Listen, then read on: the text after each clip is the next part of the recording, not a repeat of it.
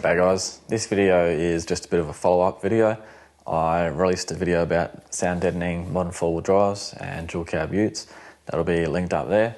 This is just a follow-on because I've since done a second car and I just wanted to display the results so everyone can see and hear the differences, and also compare the different results that we saw between the two different styles of car.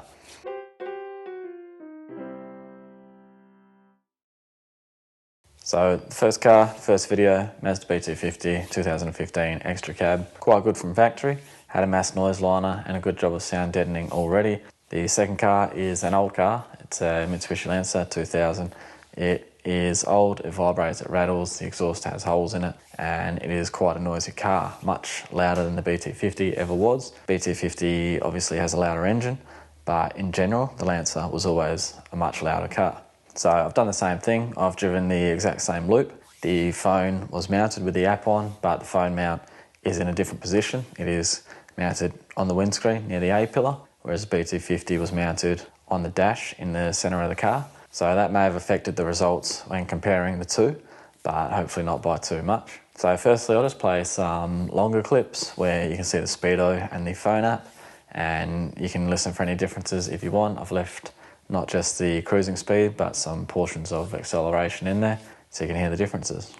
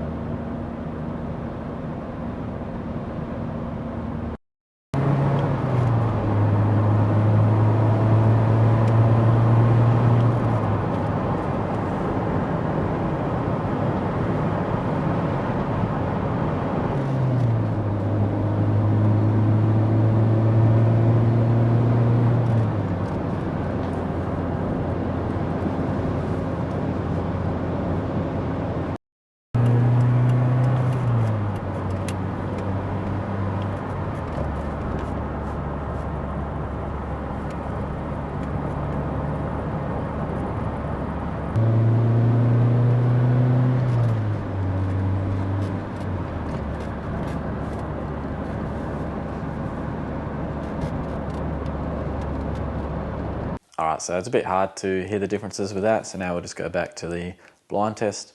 This is taken over the exact same portion of road at the speed in cruising, starting with 3-second clips, 2-second clips, and then 1-second clips, and this makes it a bit easier to compare. This makes it a bit easier to compare when you jump back and forth between the two different sounds, pre-install and post-install.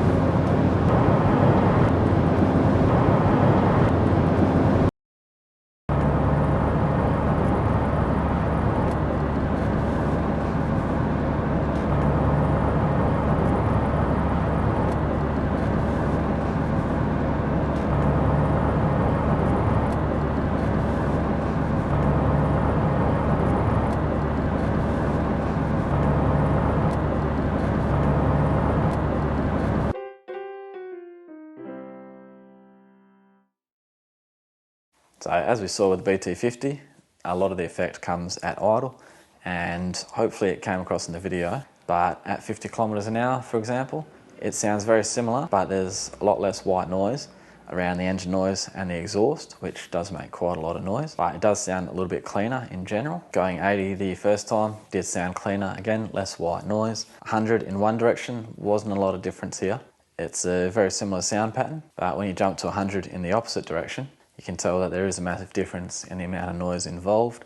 Even though the phone gives me the same average at 87 decibels, it is a very different sound pattern, and it sounds a lot nicer to drive the car now. So I've just got this table that I'll run through. It compares the BT50 pre-install, post-install, and then the Lancer pre-install, post-install. So we're not really comparing the BT50 to the Lancer because they were mounted in different positions, the phone app, and this can affect things. The Lancer is a noisier car. It is more susceptible to wind noise, and as well as the noisy exhaust that it has. So you can see overall here that the BT50 is a quieter car, and that is true. I never had an issue with the BT50 in the first place. The only reason I went through the sound deadening process was because I was kind of curious to see how much better the aftermarket product can make the car, and I had a bit of weight to play with before I got to GVM, so I wasn't afraid to add a little bit of extra weight in there. But the BT50 has always been a quieter car. But what's interesting is that the BT50 sees bigger results, as in there are drops post-install,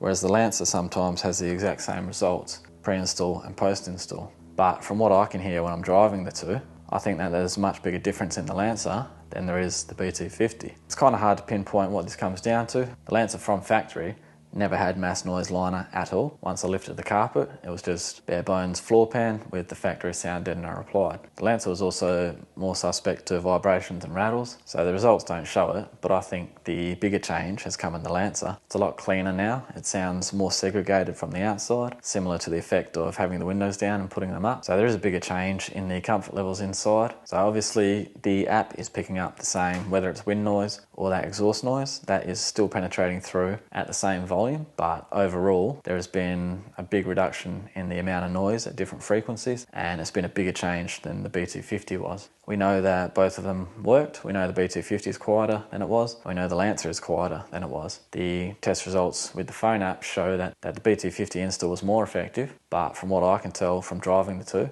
I would say that the older car has had a lot bigger change than the newer car, and that it was definitely worth doing the older car, whereas the newer car, there was less value for money involved. Even though it did improve, it wasn't as drastic a change as the old car was.